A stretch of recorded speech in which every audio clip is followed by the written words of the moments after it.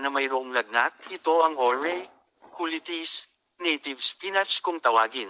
Ang mga dahon nito ay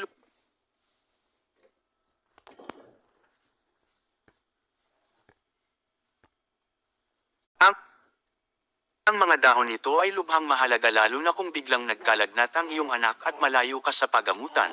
Ang dahon ng kulitis ay mabisang gamot. Ang gawin mo ay kumuha ka ng mga dahon nito, dikdikan mo hanggang magkakatas pagkatapos ay itapal sa noo ng iyong anak o ng bata. Ang ng anak o ng bata, sa ganitong paraan ay bababa ang lagnat ng iyong anak.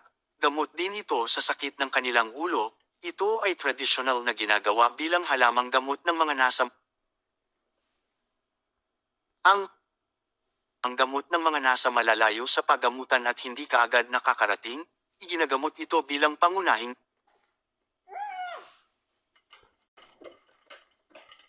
ang ito bilang pangunahing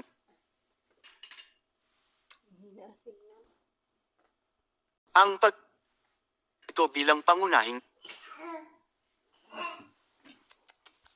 ang ito bilang pangunahing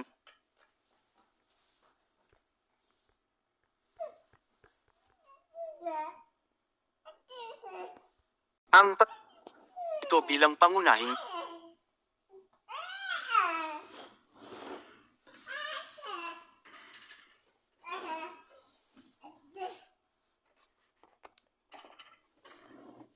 lunas.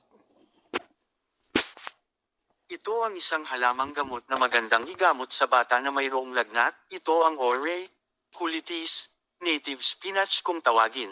Ang mga dahon nito ay lubhang mahalaga lalo na kung biglang nagkalagnat ang iyong anak at malayo ka sa pagamutan. Ang dahon ng kulitis ay mabisang gamot. Ang gawin mo ay kumuha ka ng mga dahon nito, dikdikan mo hanggang magkakatas pagkatapos ay itapal sa noo ng iyong anak o ng bata. Sa ganitong paraan ay bababa ang lagnat ng iyong anak. Gamot din ito sa sakit ng kanilang ulo. Ito ay tradisyonal na ginagawa bilang halamang gamot ng mga nasa malalayo sa paggamutan at hindi kaagad nakakarating. Iginagamot ito bilang pangunahing lunas.